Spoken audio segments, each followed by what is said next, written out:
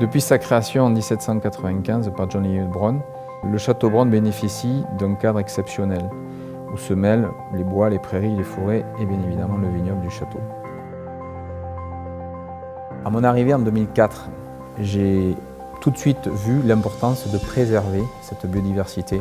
Plusieurs choses ont été réalisées dans ce sens. L'obtention en 2018 de la certification HVE, haute valeur environnementale, n'est qu'une étape.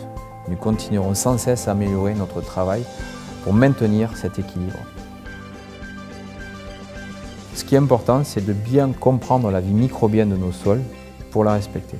Pour cela, on apporte un soin tout particulier au sol avec des labours, des semis que l'on va faire à l'automne après les vendanges, de différentes essences de fleurs, mais aussi de légumineuses qui fera des apports 100% naturels dans le sol.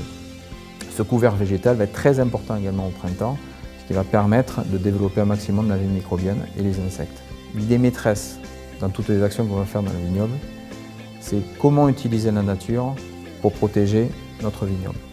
Un point aussi très important, c'est la superficie de la propriété qui est plantée en vigne. On n'a que 55% du domaine qui est cultivé. En 2014 notamment, on a mis en place un programme de plantation d'arbres, d'arbustes et de haies. Alors bien évidemment, ce sont des formidables refuges pour les insectes et pour les animaux, mais c'est aussi des pièges à carbone. En 2017, les abeilles sont revenues sur le vignoble. Par le passé, il y a longtemps, il y avait des abeilles. On a décidé de faire revenir des abeilles avec 6 ou 7 ruches sur la propriété. Bien évidemment, ça ne va pas nous servir à polliniser le vignoble, mais c'est un atout supplémentaire pour la biodiversité du domaine, notamment pour la forêt d'acacia que nous avons.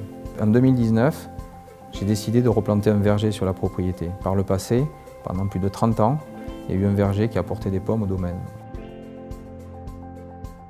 On a un seul but aujourd'hui sur la propriété, c'est de produire les meilleurs raisins possibles, mais aussi de respecter la biodiversité et de rendre à la nature tout ce qu'elle nous a donné.